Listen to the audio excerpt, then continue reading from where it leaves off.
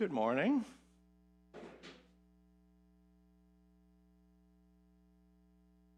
As some of you, maybe many of you know, I grew up immersed in the Roman Catholic version of the Christian tradition. In times of darkness, by which I mean times of extreme loneliness and depression, I sought comfort in the biblical readings that offered such comfort, especially Psalm 23. The Lord is my shepherd, I shall not want. He maketh me to lie down in green pastures. He leadeth me beside the still waters. He restoreth my soul. He leadeth me in the paths of righteousness for his name's sake. Yea, though I walk through the valley of the shadow of death, I will fear no evil, for thou art with me. Thy rod and thy staff, they comfort me. Thou preparest a table before me in the presence of mine enemies. Thou anointest my head with oil. My cup runneth over. Surely goodness and mercy shall follow me all the days of my life, and I will dwell in the house of the Lord forever.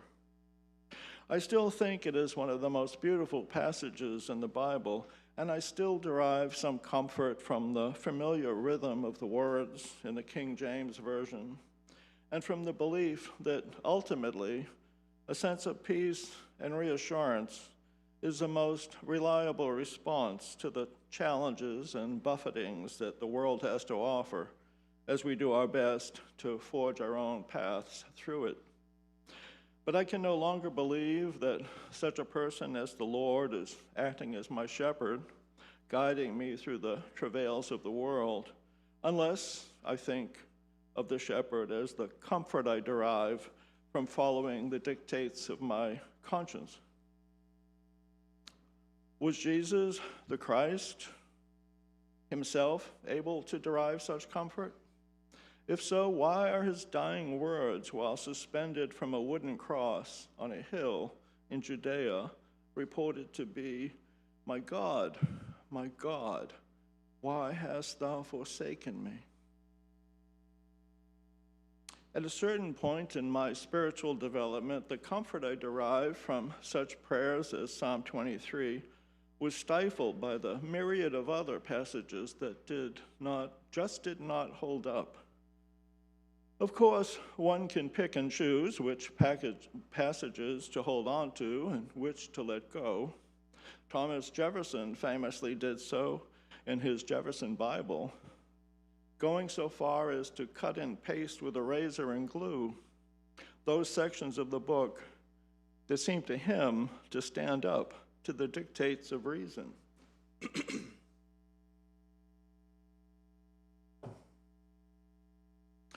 By the rivers of Babylon, there we sat down. Yeah, we wept when we remembered Zion. There the wicked carried us away in captivity, required from us a song. Now how shall we sing the Lord's song in a strange land? Those are the opening lines of the 1970 song, Rivers of Babylon, which I first heard over 50 years ago, sung by the Melodians on the soundtrack of the Jamaican movie, The Harder They Come. Don't the words fill you with compassion as you think of the loneliness and the estrangement of a group of people displaced and forced to entertain their captors by singing words to a song meant to provide reassurance? The captives certainly must have felt that their captors were mocking them. The lyrics, as I'm sure many of you know, come from a psalm contained in the Hebrew Bible, Psalm 137 to be precise. By the rivers of Babylon, we sat and wept as we remembered Zion. On the poplars we hung our harps, for there our captors asked us for songs. Our tormentors demanded songs of joy. They said, "Sing us one of the songs of Zion." How can we sing the songs of the Lord while in a foreign land? The psalm ends with these words, Remember, Lord, what the Edomites did on the day Jerusalem fell. Tear it down, they cried. Tear it down to its foundations. Daughter Babylon, doomed to destruction, happy is the one who repays you according to what you have done to us. Happy is the one who seizes your infants and dashes them against the rocks. What? How can we read these words and not be appalled? How can we take such a wish as consistent with compassion, forbearance, forgiveness? We can certainly recognize the emotions that produced such words: anger, frustration, fury, resentment. But we can't, in good conscience, believe such words contain the wisdom we need to make our way forward in the world we seek, a world of peace, of restorative justice, not retributive justice, not revenge. Looking back now, I think of the religion of my youth as a pair of shoes that fit me comfortably till around age 14 or so. But as my feet kept growing, I was told to try to keep fitting them in the shoes that had become way too small. When I objected, the only choice I was given was to go barefoot. Barefoot on the gravel path where there are stones under every footstep, sharp enough sometimes to cause bleeding, sharp enough to hobble the footsteps, to make me lame even. Only walking the path for long enough could toughen up those feet, cause them to be calloused, allow them to support me on a journey, on another path. I rejected the Bible as my guide, but I attempted to hold on to what was good in it. I found the pickings to be slim, though, especially when considered in contrast to the wisdom I found in Buddhist scriptures, and the words and examples I found in a variety of sources, such as those captured in the second of our 6 listed sources of our living tradition. Words and deeds of prophetic people, which challenge us to confront powers and structures of evil with justice, compassion, and the transforming power of love. Last year, it occurred to me that I need a Bible, a personal Bible, a book of wisdom that I can turn to not only in times of darkness, but on any day, in any mood, a source of guidance, wisdom, and strength. And so I began to create a wisdom book made up of quotations that seemed meaningful to me from sources as various as Socrates, Aristotle, Confucius, Voltaire, Goethe, Mark Twain, Virginia Woolf, Henry Miller, and yes, Jesus of Nazareth. An unexamined life is not worth living, Socrates. Educating the mind without educating the heart is no education at all, Aristotle. Humility is the foundation of all virtues, for it allows us to approach every situation with an open mind and a willingness to learn from others, Marcus Aurelius. I have chosen to be happy because it is good for my health, Voltaire. As soon as you trust yourself, you will know how to live, Goethe. Don't be pushed by your problems, be led by your dreams, Emerson. Destiny is what you are supposed to do in life. Fate is what kicks you in the ass to make you do it, Henry Miller. As you can tell, they are not all words that guide us in confronting justice or injustice. They are more generally words of wisdom that instruct, guide, inspire, and even make you laugh. Being lighthearted is a way of finding light in a time of darkness, finding a light within. Be ye lamps unto yourselves, as the Buddha is reputed to have said. So this is one way, not the only way, to find light in a time of darkness. Last week we celebrated the life and work of the Reverend Dr. Martin Luther King Jr. by recounting his leadership during the struggle in the 1960s for civil rights for all people, regardless of race. especially focusing on the march from Selma to Montgomery and the growth of Unitarian Universalist activism as we responded to that call. It took 2 decades, but Americans of good conscience finally prevailed in our government to declare Martin Luther King Jr.'s birthday as a national holiday in 1983. It's good, of course, to have a day off from our normal work life, but still, if we feel we use it as we did better still, if we feel we use it as we did last week, to take time to honor the work of the person whose life earned us that gift of this time.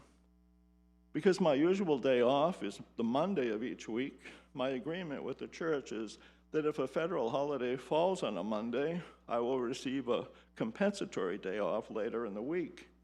And last week, Friday was that day. An unaccustomed day off on a Friday is a gift. Such a day in January can be a light in the darkness of the month. I thought you might find it useful for me to share with you some ways to make of a day off a light in the darkness. On most days, I awake to the not-so-soothing sound of my cell phone set to alarm mode. Of course, the sound is not quite so alarming as the shrill ring that we used to rely on when it was an actual alarm clock that was our vehicle of awakening. On Friday, no alarm.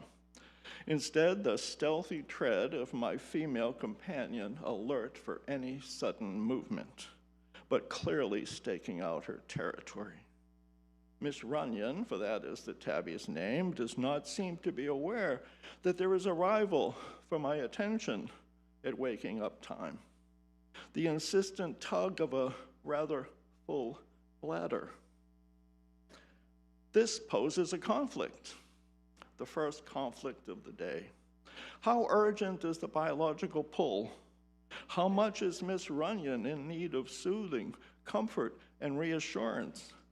And how long can the physiological urge be stayed? On Friday morning, I was able to offer comfort and be comforted by the weight of a 15-pound cat perched on my chest for about 10 minutes before I needed to unburden myself of her and, well, certain other things. Miss Runyon, at almost all times, is a light in my day, however dark it may otherwise be. Companionship is a human necessity. Another gift is a time for an unhurried breakfast. There is time enough to cut up a head of broccoli and steam it or boil it if no steamer is available, while melting butter on a cast iron pan before dropping a couple of well-whisked eggs, before adding some of the broccoli and a slice of provolone cheese. Top it off with some sweet chili sauce and a couple of slices of buttered toast. Wash it down with a couple of cups of hot coffee. Start the day with a full belly and a feeling of gratitude. And time to wash the dishes mindfully. Miss Runyon gets fed first, of course. Then there's time to complete the Wordle game. Just 30 seconds is enough today. Then connections, which also gets completed without complication. Spelling bee takes a little longer. It's still early, so there's time for a swim at the Y. Something blessed about being in the water. Stretching out limbs, 1 length, 2 lengths, 20 lengths is enough today. A warm shower and shampoo feel good. Then a drive to a nearby town to visit one of our church members who's in a long-term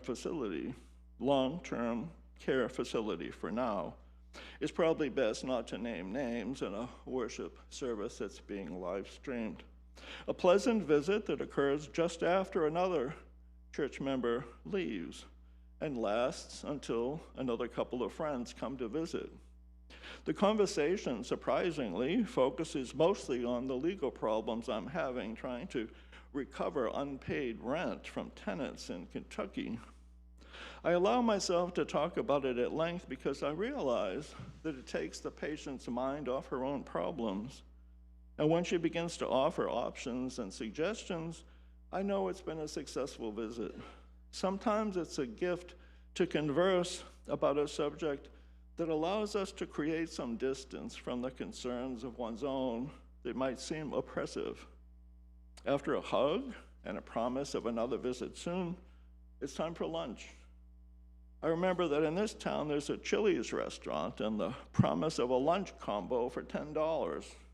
A Chipotle chicken fresh Mex bowl with chicken tortilla soup as a starter. A little too much sodium, but I expected that.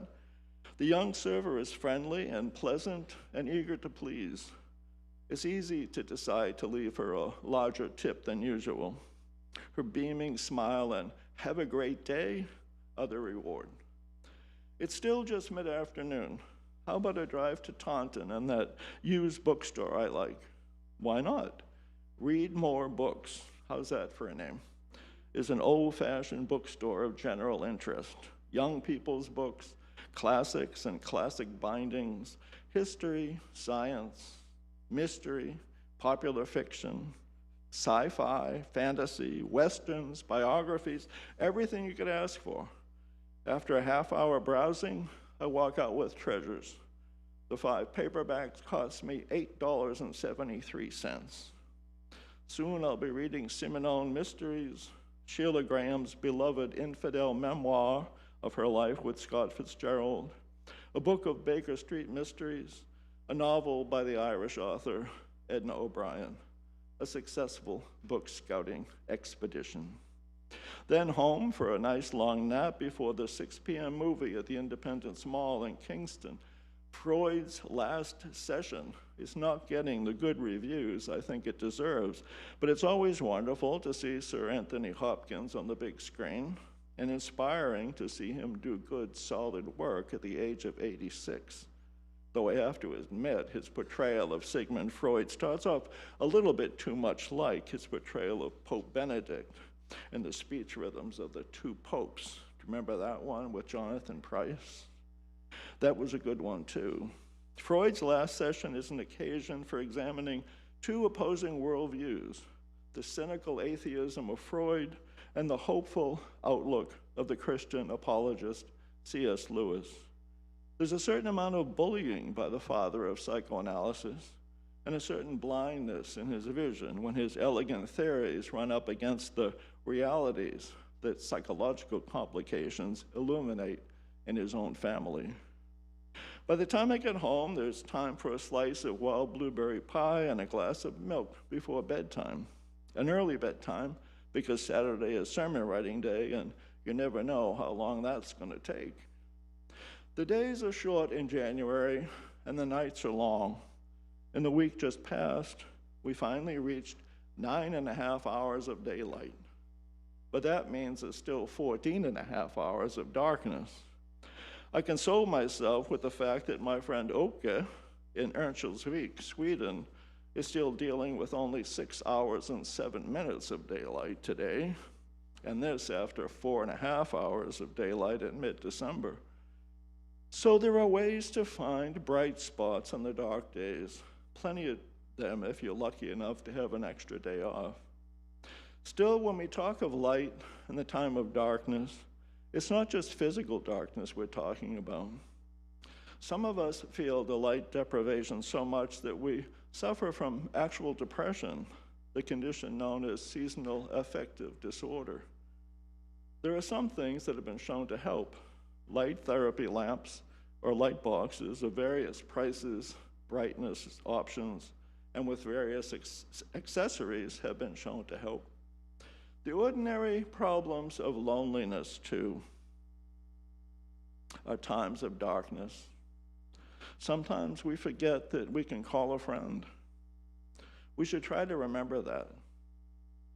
Getting out in the daylight almost always will help. In addition to my various activities on Friday, I remember to just stop and look at the bare trees, the branches against the cloudy sky. Something hauntingly beautiful in that. But please remember, too, that your minister is a pastoral care provider. We've all had training as hospital chaplains. We can all offer a willing ear, some pleasant conversation, and are ready too for deeper involvement to the extent that you feel comfortable in going deep. In this church, unlike some others, there is a pastoral care team, members of which can also pay you a visit just to talk and provide some company if that's what you need. The team is led by Sue Curtis and includes Dave Kramer, Sue St. Germain, and Mal Marville. You will usually see one of them lighting the candles during the joys and concerns section of our worship service. Speaking of the Sunday service, our weekly services are a time for you to reconnect with your church family, or church community if you prefer. We all need community, even the introverts among us. We need to feel part of something larger than ourselves. We need to feel that we belong. That's a large part of what church has to offer. This church in particular, considering how many folks have been attending for decades. But if you're new to the church, please don't let your newness be a barrier. One of the functions of a minister is to help you make connections. Just this week, a newcomer from outside of our church joined the meditation group. In just minutes, we realized a number of connections with other members of the arts and crafts community here in Middleboro and in neighboring towns. A healthy church fosters community, and we are fortunate that ours is, by and large, a healthy church. Reading in a book that offers spiritual comfort, or creating your own wisdom book. Making sure to get some exercise, whether it's a nice leisurely swim or a brisk walk in the chilly mid-afternoon air. Treating yourself to coffee at a local cafe, or lunch in a favorite restaurant. Getting together with a friend, either in person or with a phone call or a FaceTime session. Taking a trip to a shop that sells things that interest you. Reading a good book, accompanied by a steaming cup of tea. Joining a book group or other group with those who share a common interest. Connecting with your minister or pastoral care team member for a leisurely visit or an in-depth conversation. And when things seem dark, it might be helpful to step back and look at the bigger picture, keeping in mind the advice of Viktor Frankl, Holocaust survivor and author of Man's Search for Meaning. Happiness cannot be pursued. It is a futile effort. Rather, happiness must ensue. From what? From the search for and practice of a meaningful life. There are many lights in this season of darkness if we but avail ourselves of the options and expand our horizon.